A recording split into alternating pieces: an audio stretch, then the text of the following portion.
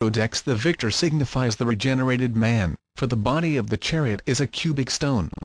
The man in armor is not standing in the chariot but is rising out of the cube, thus typifying the ascension of the three out of the four, the turning upward of the flap of the master mason's apron. In the Pseudo-Egyptian tarot, the warrior carries the curved sword of Luna, is bearded to signify maturity, and wears the collar of the planetary orbits. His scepter, emblematic of the threefold universe, is crowned with a square upon which is a circle surmounted by a triangle.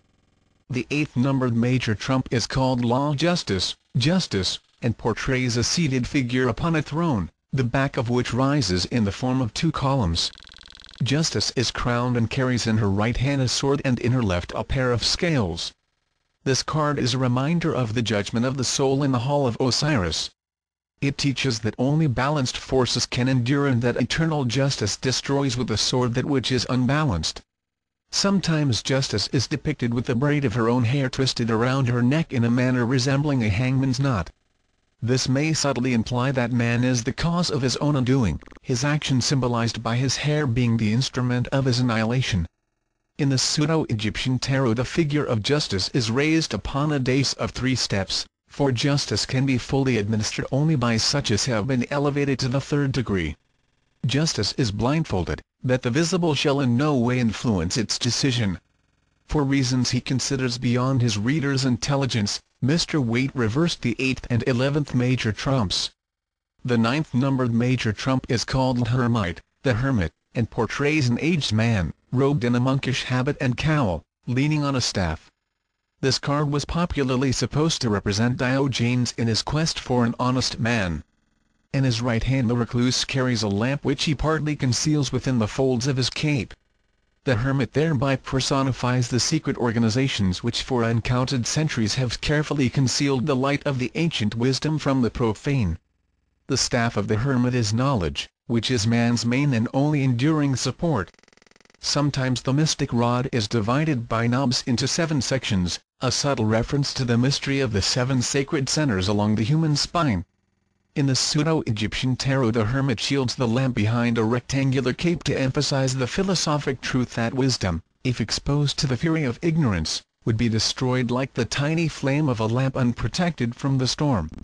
Man's bodies form a cloak through which his divine nature is faintly visible like the flame of the partly covered lantern. Through renunciation, the hermetic life, man attains depth of character and tranquility of spirit.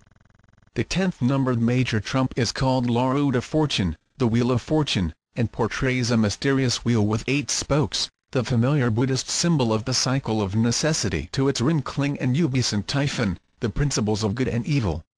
Above sits the immobile Sphinx, carrying the sword of justice and signifying the perfect equilibrium of universal wisdom. Anubis is shown rising and Typhon descending. But when Typhon reaches the bottom, evil ascends again, and when Anubis reaches the top, good wanes once more. The Wheel of Fortune represents the lower universe as a whole, with divine wisdom, the Sphinx, as the eternal arbiter between good and evil. In India, the chakra, or wheel, is associated with the life centers either of a world or of an individual. In the Pseudo-Egyptian tarot, the Sphinx is armed with a javelin, and Typhon is being thrown from the wheel. The vertical columns, supporting the wheel and so placed that but one is visible, represent the axis of the world with the inscrutable Sphinx upon its northern pole. Sometimes the wheel with its supports is in a boat upon the water. The water is the ocean of illusion, which is the sole foundation of the cycle of necessity. The 11th numbered major trump is called Law, Force, Strength, and portrays a girl wearing a hat in the form of a lemniscate, with her hands upon the mouth of an apparently ferocious lion. Considerable controversy exists as to whether the maid is dosing or opening the lion's mouth. Most writers declare her to be closing the jaws of the beast, but a critical inspection conveys the opposite impression. The young woman symbolizes spiritual strength in the lion, either the animal world which the girl is mastering or the secret wisdom over which she is mistress. The lion also signifies the summer solstice and the girl, Virgo, for when the sun enters this constellation, the Virgin robs the lion of his strength. King Solomon's throne was ornamented with lions, and he himself was likened to the king of beasts with the key of wisdom between its teeth. In the sense, The girl may be opening the lion's mouth to find the key contained therein, for courage is a prerequisite to the attainment of knowledge. In the pseudo-Egyptian tarot the symbolism is the same, except that the maiden is represented as a priestess wearing an elaborate crown in the form of a bird surmounted by serpents and an ibis. The 12th numbered major trump is called Le Pendu, the hanged man, and portrays a young man hanging by his left leg from a horizontal beam, the latter supported by 2 tree trunks from each of which 6 branches have been removed. The right leg of the youth is crossed in back of the left, and his arms are folded behind his back in such a way as to form a cross surmounting a downward pointing triangle. The figure thus forms an inverted symbol of sulfur and, according to Levi, signifies the accomplishment of a magnum opus.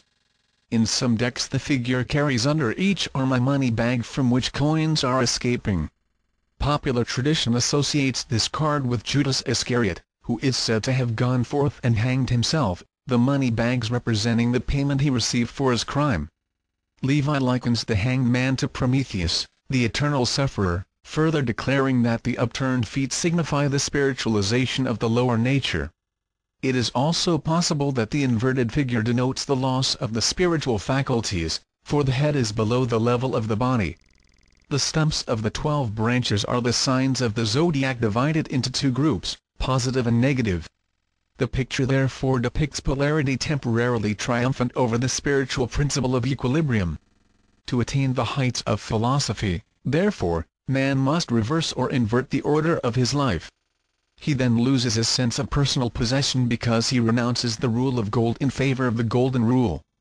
In the pseudo-Egyptian tarot the hanged man is suspended between 2 palm trees and signifies the sun god who dies perennially for his world.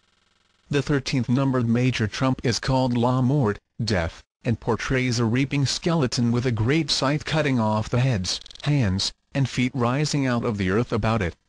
In the course of its labors the skeleton has apparently cut off one of its own feet. Not all tarot decks show this peculiarity, but this point well emphasizes the philosophic truth that unbalance and destructiveness are synonymous. The skeleton is the proper emblem of the first and supreme deity because it is the foundation of the body, as the absolute is the foundation of creation.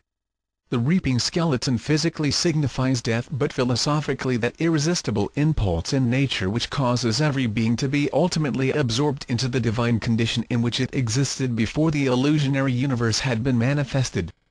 The blade of the scythe is the moon with its crystallizing power.